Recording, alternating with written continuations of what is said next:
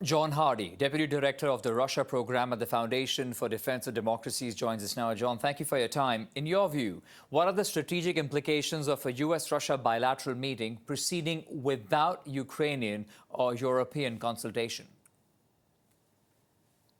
Well, I think President Trump will coordinate with Zelensky and the Europeans if he goes ahead with the meeting with Putin. I think more to the question is what can we hope that that meeting would achieve?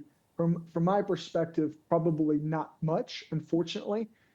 President Putin has really been very clear and doubled down on his maximalist demands for Ukraine, demands that are incompatible with Ukraine's very well-deserved goal of maintaining its own independence and security.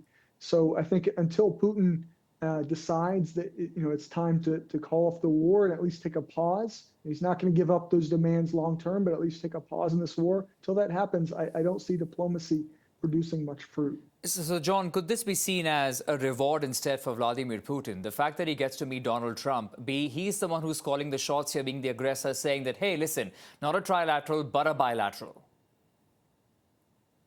Well, I think Putin would look at the summit basically two ways. One, kind of keeping Trump on the diplomatic merry-go-round, tapping Trump along, to use the president's words, kind of placating Trump, preventing him from imposing these tariffs or sanctions, what have you. And then two, I think ultimately Putin wants to kind of enlist Trump to help impose these really hardline demands on Kyiv. So I think President Trump needs to be clear-eyed going in. And from my perspective, diplomacy can happen, but don't allow that process to distract from action. Go ahead and put the tariffs and sanctions on. And John, what do you think about the pressure? Is it working on Russia? The fact that U.S. and Trump has been saying about secondary sanctions on Russia's partner, in a way trying to attack the energy sector in Russia, is that helping in any way, you think?